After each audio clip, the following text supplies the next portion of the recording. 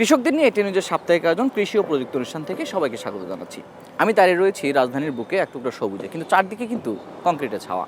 হ্যাঁ, ছাদ কৃষি এটি রাজধানীর জন্য ক্রমেই গুরুত্বপূর্ণ হয়ে উঠছে। এটি দিয়ে মানুষ একদিকে যেমন নিজের সবজি ও ফলের চাহিদা পূরণ করতে পারছেন, তেমনি রাজধানীতে যে ব্যাপক পরিমাণে তাপ এবং অক্সিজেনের অভাব সেটি পূরণে ছাদ কৃষি ভূমিকা রাখছে। প্রায় 37 লক্ষ ছাদ রয়েছে রাজধানীতে, যেটিতে চাষাবাদ করলে অনেকাংশেই পূরণ করা সম্ভব রাজধানীর মানুষের সবজি এবং ফলের চাহিদা। কী করে ছাদ কৃষি হতে পারে এবং কীভাবে একজন সফল ছাদ কৃষক হয়ে উঠবেন সেটি নিয়ে আজকের আয়োজন। পুরোটা সময় আপনাদের সঙ্গে আছি আমি ফেরদৌস রহমান।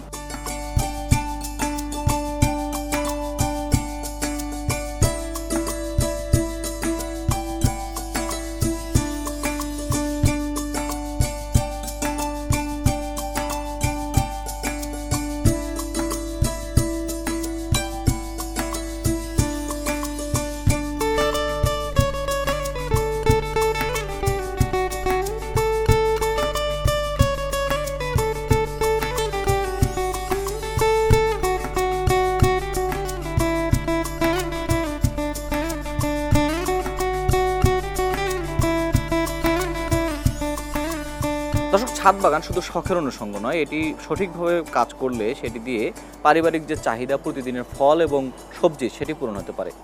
বছরব্যাপী ফল নিয়ে কাজ করেছেন ডক্টর মেহেদি মাসুদ, তার ছাদ বাগানে আমরা এই মুহূর্তে অবস্থান করছি।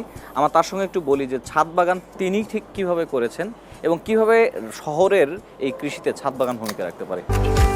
সৌজন্যে আকিজ ফিট।